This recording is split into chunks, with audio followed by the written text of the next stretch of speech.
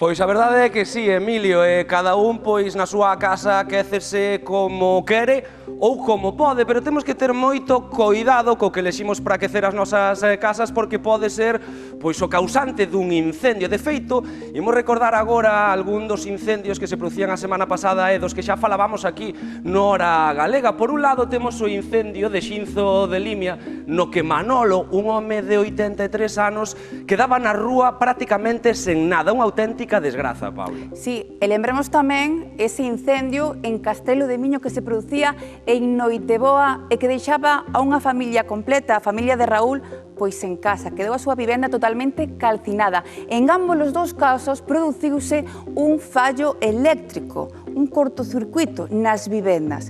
Nós quixemos voltar ali para falar con estas familias, para saber como están a vivir esta situación. E ollo porque dannos luz porque os galegos en tema de solidaridade non hai quen nos gañe e están volcadas con estas dúas familias que polo menos teñen o apoio de nós, os galegos. Hoxe revivimos dúas historias que nos encolleron o corazón nas últimas datas, nas datas de Nadal. Dúas familias que o perderon absolutamente todo. Queremos saber cal é a súa situación actual e ver a cara da Galicia máis solidaria.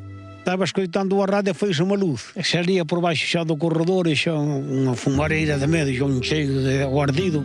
Entón a porta de arriba xa non abrín, vexei correndo por a escalera e abrín a mitad da porta de baixo e eso xa era todo un infierno instantaneamente, xa estaba todo unha llama. E agora co apoio do Concello hai unha conta na que moita xente pois pode aportar para tratar de arranxar un oquiño que se salvou aquí. Unha parte que queres arranxar para ter unha camiña aí e poder vivir. A parte abaixo onde tiña a cociña eléctrica.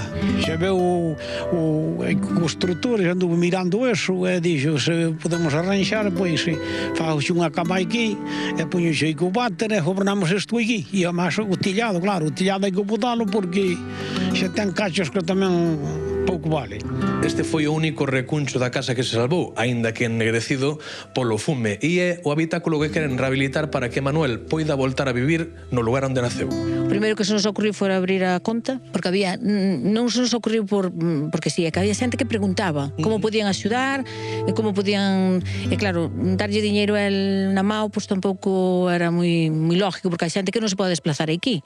Entón, bueno, pois decidimos abrir esta conta para que a xente poida aportar o seu grauciño de area. No caso de Raúl e a súa familia, a vivenda quedou nun estado que non ten salvación. Os donativos serán para comprar unha nova vivenda que un veciño lle deixa nun prezo asequible para que poidan ter un novo fogar.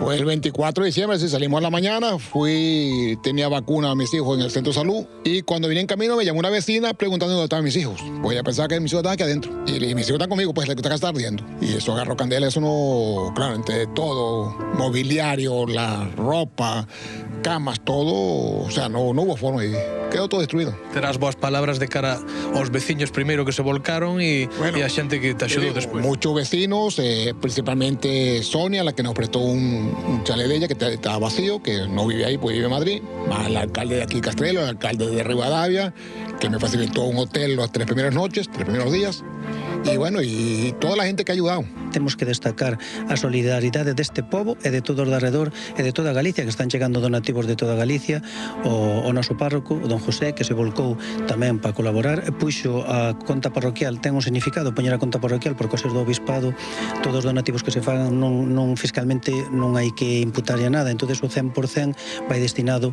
a esta familia. Na mesma parroquia onde estamos, conseguimos unha casa que non la venden a un precio módico, unha persoa boa que tamén de unha maneira fai o donativo desa maneira, estamos recaudando fondos para poder chegar a ese precio.